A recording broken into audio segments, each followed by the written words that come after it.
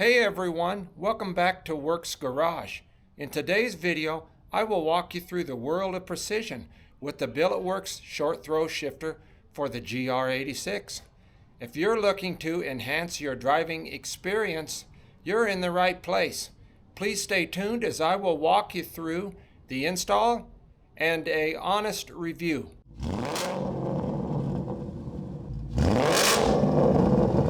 This is what stock is like. I'm very curious to see what the reduction in throw will be.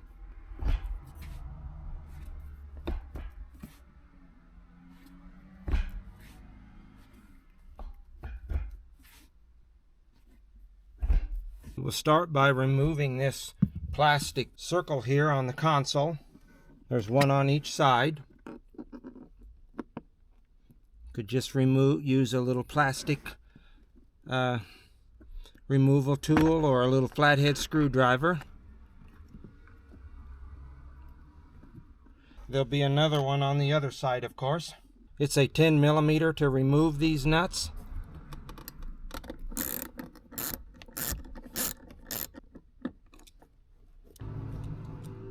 Actually, it's not a nut, it's a little bolt. The next step will be to remove the leather or leatherette boot around the emergency brake.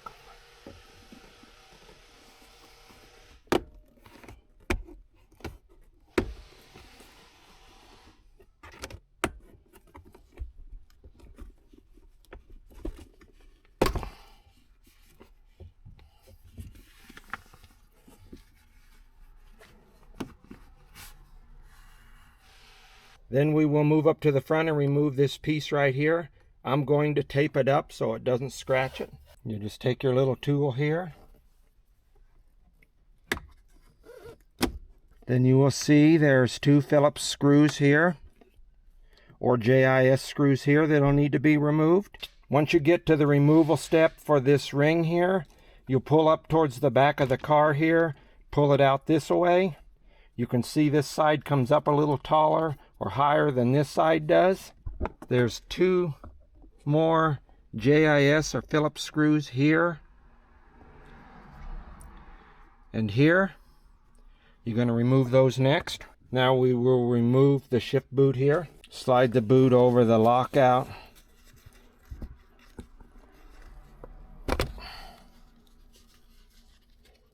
I found it was easier if you stuck your fingers under here like so and pulled. Now we will have access so we can pull up the center portion of the console.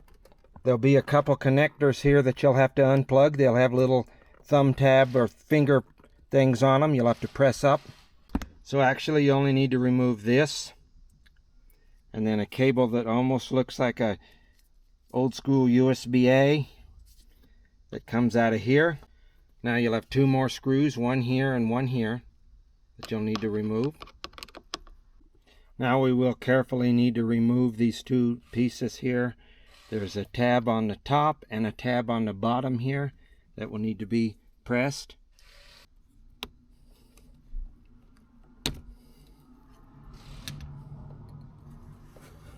Then we will pull these side panels off.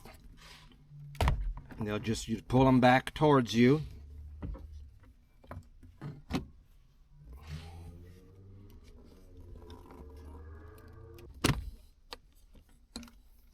Looks like this one has a wiring harness in it, so we'll just set it to the side here. Now we will need to remove this rubber foam sound isolator. You'll just screw these plastic grommets out.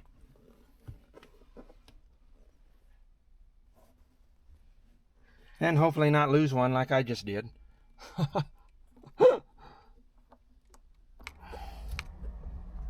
Actually, no, it's right here. You'll just pull it straight up over the lockout. It has the two little fingers, so you'll have to carefully get them past those two little fingers. Again, I'm going to put my fingers in here so I can get it to go over the lockout by pulling it apart here, pulling it this way. And now we're going to remove the three 10 millimeter bolts, two in the front, one in the back here. You'll slide the reverse lockout off. Next is the four 10 millimeter bolts holding this rubber or plate here in place. This plate here will need to be snaked through.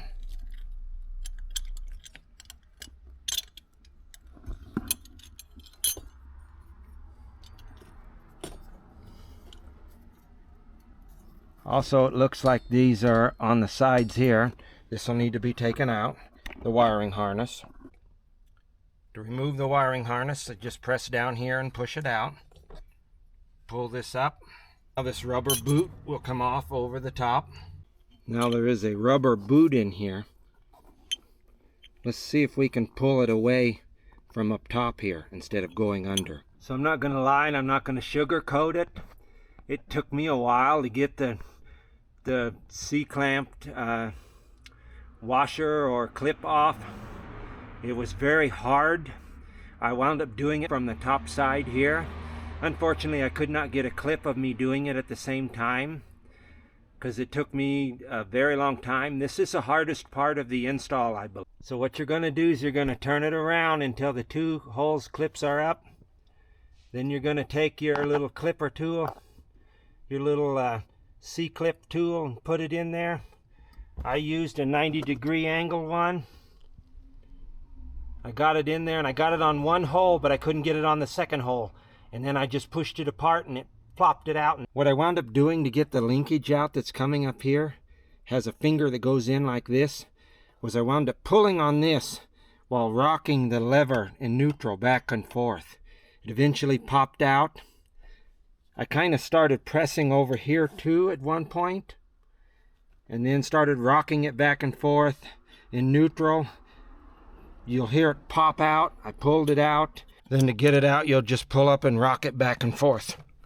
And eventually it'll pull through with the boot and all on it. OEM shift lever on the left. Billetworks on the right. As you can see, I chose to do the $30 option to already have this on here, the shift cup, the bolt mechanism, the plate, and the plastic things on the inside. I think it makes life a lot easier. It also comes with a new washer and clip in case you was to lose them in installation.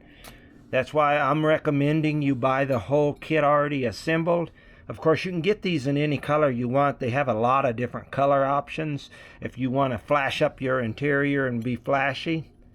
But if you do it the factory and do not pay the $30 and don't get this and this and the two cups like I said on the inside here, you would need to take this whole mechanism apart, taking the top clip off of here, removing the spring, removing this out, removing this off, the cups off, and then take this thing apart here on the side here with your Allen.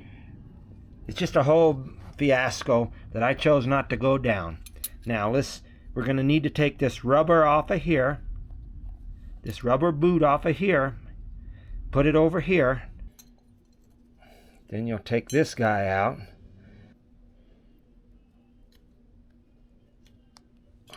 OEM left side, aftermarket right side. You can see it is shorter. That's where you're getting your reduction. Now for the boot installation, the cup right here will go back up into the ball up here.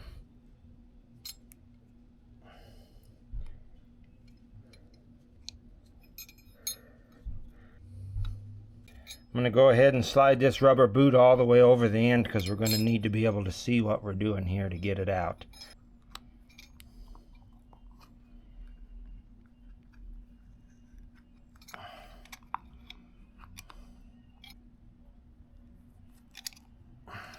You're going to have to remember that the knockoff over here, the square side of this, where it gets bigger, is a reverse lockout.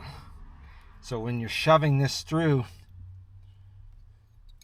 you'll need that reverse lockout to be over on the passenger side here. And you'll need to get all this through, rubber and all. As you're putting this in, you'll make sure your little white cup is all the way in. You're going to want to make sure that the rubber is out of the hole there, the little rubber boot. And you're going to want to make sure that this extrusion here, it's a big flat side here, is towards the driver's side or the left side of the car. And then now we're just going to push the mechanism, the little rod, back through fairly easy and push it back down again. Then you will want to take your clips here. Your washer goes on first, and then your little C-clip. After you've inserted the lock washer and the C-clip, you will need to pull the boot back over. As you are reinstalling, you will put your reverse lockout back on. Hand tighten these down. Put it in first. Make sure it just has just a little bit of wiggle room there. Make sure you can go into second, third, fourth. Try all the gears out. Put it back into first. Make sure there's just a little bit of wiggle there. Then put it down into neutral, and we're going to try the reverse. Reverse is working. So now we're going to tighten it down. Looks good to go. Put everything, tighten these down, put on everything else in reverse order.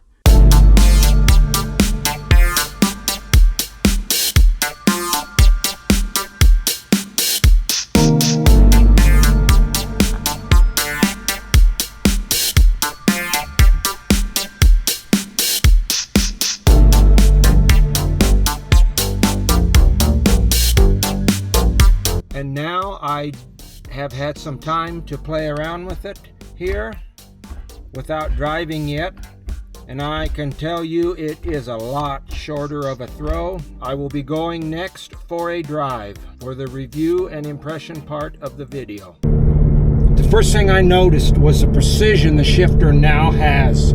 This is a major improvement. I noticed the notchiness. Love the notchiness. Just love the feel of it going into different gears. Very precise. Very quick shift. You can let out on the clutch faster because you're in the gear faster. Everything about it is better. This is kind of there now where I wanted it to be in the beginning.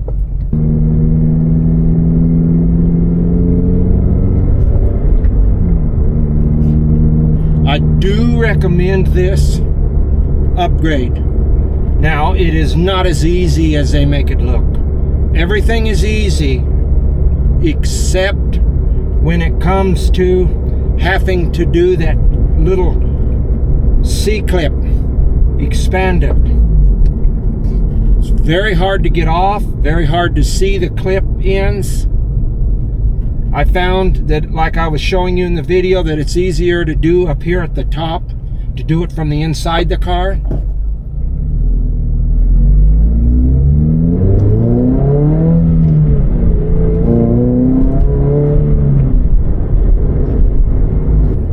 If you're going to do this install, order the full complete kit with the ball cup and everything all assembled.